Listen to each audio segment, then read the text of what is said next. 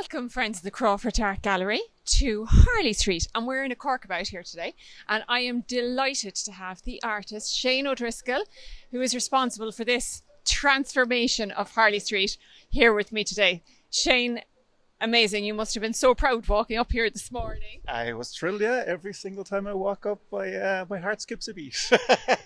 Genuinely, though, I mean, I've heard so many stories of people, you know, who are working nearby and how they'd avoid coming down here at night because this was a real street, dark, dingy. You just didn't want to come down by yourself to your car park. Yeah. And now when you embarked on this, you thought you were getting a wall. You got an entire street to transform. Yeah, I just remember, like, still vividly the morning I started. I was just cycling down Bag Street and just passing rows of houses and kind of going, yeah, it's not a wall, it's like a street. Yeah, and it kind of hit me then, the reality of it, because I think just the way it kind of all panned out, the project, and people in lockdown didn't get a proper chance to scope out the wall, and then I cycled by it once maybe before I actually arrived on the day, and then I realised the whole scale of it kind of hit me, but there's no turning back at that stage.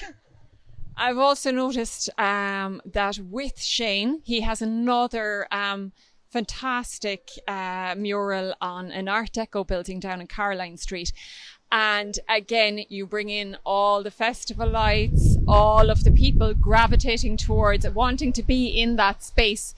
So it's really reclaiming spaces that probably were used not to their utmost, because now you're bringing in all the food trucks, you're bringing in the atmosphere, and you're bringing people into the space. Very much kind of placemaking. I think that's what's kind of happened and what we've seen with murals we've done and others as well.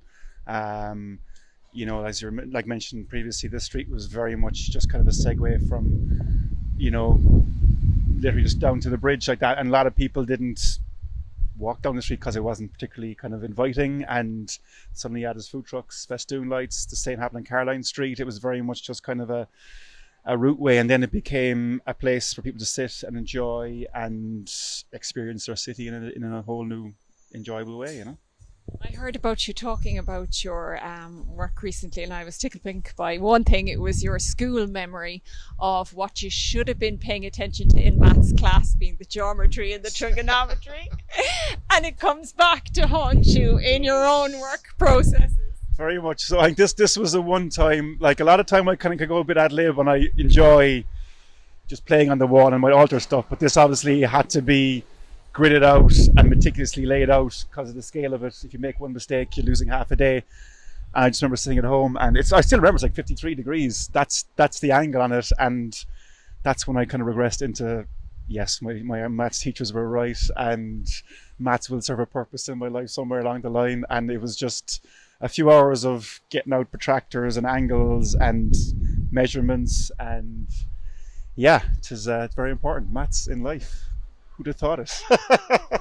We were also talking, I heard you mention as well, Shane, that you were talking about the wonderful accessibility of murals to everybody. I'm reading a book at the moment. It's Frida Kahlo's biography. And her, obviously, being married to Diego Rivera, one of the most prolific muralists of, I would imagine, all time. And his whole notion that basically art is for everyone, and not, you know, and that when you put it on walls, it's accessible to everybody, regardless of whether you've wealth, whether you're literate, whether anything.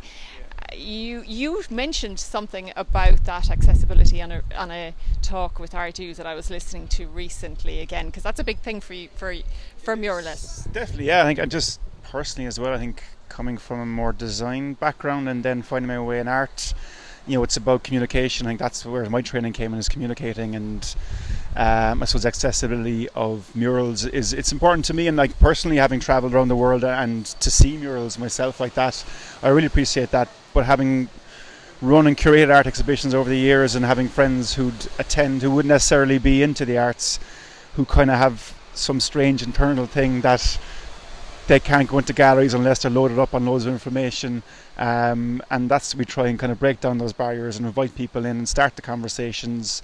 And you know, they might see my art here and then find out I'm a printmaker, and then go to an exhibition, and it's just a nice way to kind of connect it all together like that. And as you're saying there, like on the streets, it's totally open to all and everyone. Some like it, some don't like it, and that's just the nature of the beast as well. And that's a fun thing too. You just never know the response. And a lot of the murals we put out before we even started, we thought we'd get total different feedback, and then they just take on an association with individuals totally beyond what we could have thought. There is a double-edged sword, all right, there, because there's also the thing that people have ownership over certain streets, and it's like, why did you put that there? This is my street, and I have to look at that, and I didn't choose to go to a gallery. So it flips both ways for people as well. Absolutely. Like, we're certainly in a fortunate position that we're given the city as a canvas. I mean, not a lot of people get that kind of opportunity. So, but we're very conscious of it, and where they're placed to kind of connect the city as a whole, so people will actually travel around to see these. It becomes a trail, and even before we'd finished these murals last year, people were already making a trail themselves. So then you see the kind of want in certain people to kind of, see these murals and seek them out and find new spaces in the city. But yeah, there are people who don't like it as well, and that's, you can't please everyone all the time. No, definitely not. And another thing I was kind of thinking about is, just from the accessibility point of view, is that watching an artist at work painting a mural, you get to see a side of all the everyday normal things in their work that you never get to see when they're in a studio, So, it's from simple things like the pigeons coming down and, getting at the wall, to the fact that they get their food from the English market or wherever it is, and they sit down with the painting and eat it. That really opens up people's understanding of the actual process involved that they wouldn't get to see with studio artists. Absolutely, yeah, it kind of demystifies it. I mean, like, when I look at artwork, whether it's print or murals, I suppose as an artist, I try and break it down in my head, the process of how you make this. Other people take it as face value, but we found certainly people are just as equally interested in the process and seeing the progress, and even the fact that you can chat to the artists. I mean, working in a studio is very much a kind of insular solo endeavour, and then suddenly you're put out onto the street. Like, the conversations you have are amazing, just totally off the rate. Like, you just can never plan each day. Everything happens, and the people you meet, history you learn of places, the stuff you don't want to learn about places. But people I've seen even just finish up last week, there are people literally just sitting for an hour or two and watching the artist, and there's something kind of, people just don't see that. It isn't, artists don't sit at a desk all day and type on a computer and press print and out it comes, and to be led into that kind of space. I'm not going to say sacred space, but definitely it's quite an amazing thing to see happen at a massive scale, and to happen locally in your own city is great as well. It's fantastic, and we have Rembrandt in print at the moment, and we've been doing a lot of pod tours with Michael Waldron giving us the information.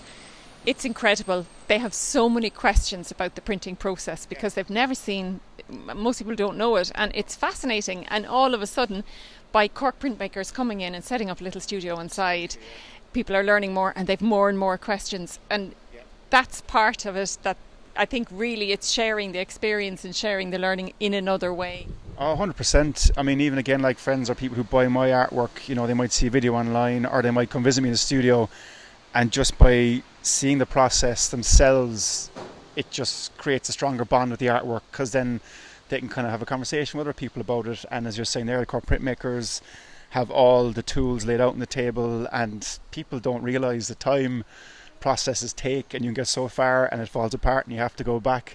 So certainly by having that as an educational tool within the exhibition is amazing, because and how would people know unless they genuinely seek it out or do a course or chat to artists? But to have it there readily available, aligned with an exhibition of Rembrandt's scale is great as well. It's fantastic. I want to thank you on behalf of the Friends, and not only the Friends, but for all the people of Cork, because you've transformed our wonderful street, and now we actually seek it out as the way down to the water from McCartan Street. So you can see more of Shane's work. Shane is with the Cork printmakers and with down in Montfort Quay, and spot in there as well. So yeah, very much firmly rooted. And I believe that there's rumour down in Kerry that on the side of a bucket of an old digger, and on the side of we'll be seeing some lovely one of his circles, and definitely the pops of colour again that we'll now associate with yourself. So thanks a million for talking to us. Thank you. Cheers. No, thanks for having me. Thank you.